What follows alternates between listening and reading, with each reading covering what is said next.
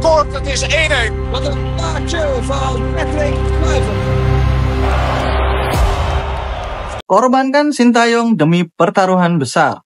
Setelah PSSI resmi memecat Sintayong dan menunjuk Patrick Kluivert menjadi pelatih timnas, polemik ini semakin menjadi-jadi. Statement para penggemar bola semakin liar. Penjelasan PSSI terlalu berbelit-belit dan tidak memberikan kepuasan. Untuk itu, di video kali ini gue akan membahas kemana arah PSSI dengan dipecatnya Sintayong.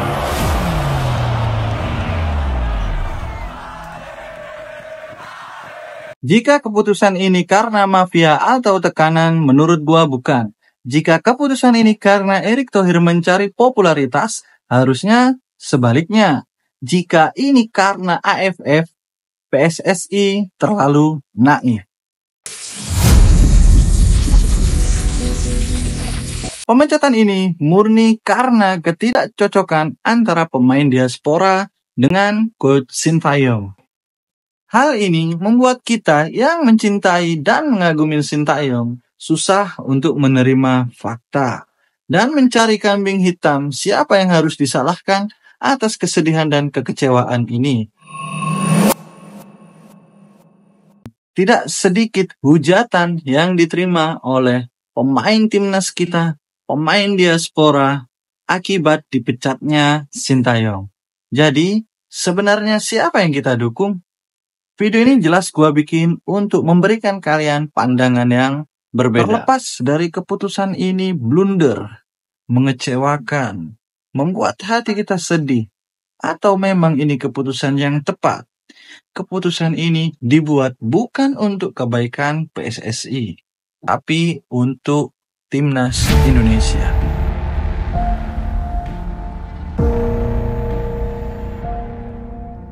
Menguntungkan atau tidak bagi PSSI, PSSI harus mengambil keputusan ini dengan segala resiko. Tekanan dari para penggemar bola seandainya keputusan ini menjadi keputusan yang salah bagi timnas Indonesia.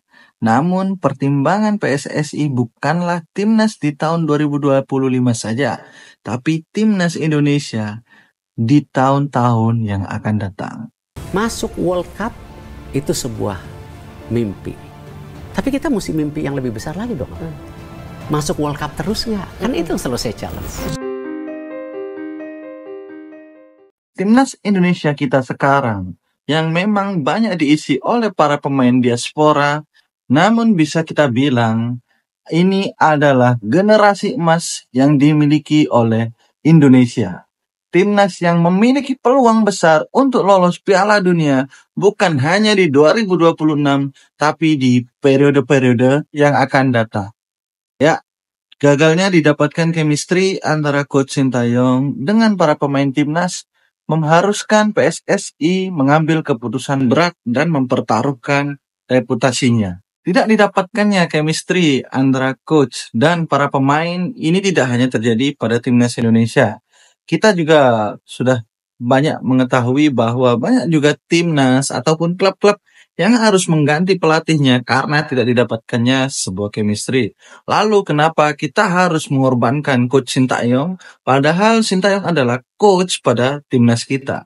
Bisa kita bilang coach adalah bos dalam sebuah tim sehingga seharusnya para pemain mengikuti apa yang diinginkan oleh bosnya. Namun, yang perlu kita ketahui, coach mungkin hanya akan bertahan 5 atau 6 tahun dalam sebuah tim. Tapi pemain bisa lebih dari 10, bahkan sampai 15 tahun untuk bertahan di sebuah tim.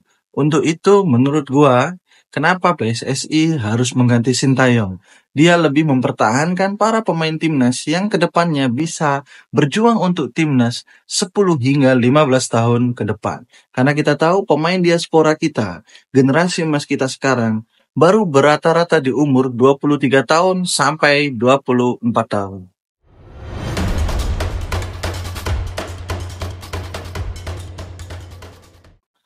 Memenangkan locker room adalah tujuan utama PSSI kali ini. Mendapatkan chemistry yang lebih baik antara pemain sehingga para pemain bisa menampilkan performa yang terbaik. Untuk itulah Patrick Kluivert ditunjuk. Dan untuk mengimbangi taktikal, Patrick Kluivert, PSSI juga menunjuk beberapa asisten pelatih yang menurut gua secara kepelatihan karirnya lebih mentereng daripada Patrick Kluivert itu sendiri. Namun kenapa harus Patrick Kluivert? Ya seperti yang gue bilang tadi, bahwa tujuan utama untuk memenangkan locker room. Karena kita tahu nama besar Patrick Kluivert sebagai pemain. Tidak perlu kita bandingkan antara Sintayong dengan Patrick Kluivert karena ini sudah menjadi sebuah keputusan dari PSSI. Ya, tentu Sintayong tetap berjasa karena telah membawa transformasi bagi sepak bola Indonesia. Sintayonglah yang membawa timnas kita bisa lolos kancah Piala Asia dan membawa timnas Indonesia ke round 3 kualifikasi Piala Dunia. Yang ini juga menarik minat dari para pemain diaspora. Namun semua ini adalah profesional dalam sepak bola. Jadi keputusan ini harus diambil, tidak perlu ada yang kita salahkan, kita tetap menghargai Sintayong dan kita tetap mendukung timnas Indonesia agar bisa lolos di Piala Dunia 2026 dan bisa menjadi negara yang berlangganan Piala Dunia.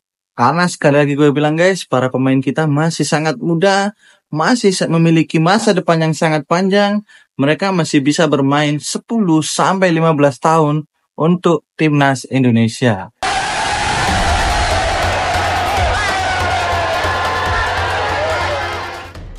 Kita juga akan selalu ingat bahwa Sintayong pernah menjadi bagian transformasi sepak bola Indonesia hingga sampai saat ini atau mungkin ke depan bisa lolos di Piala Dunia.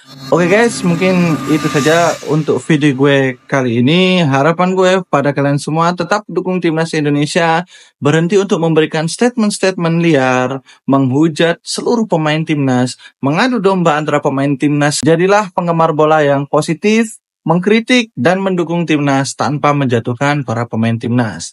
Ya, untuk apa kita menghancurkan timnas kita sendiri? Karena merekalah yang membawa nama timnas Indonesia. Terima kasih sudah menonton sampai akhir. Goodbye dan stay tune di MAM Channel. Mulai.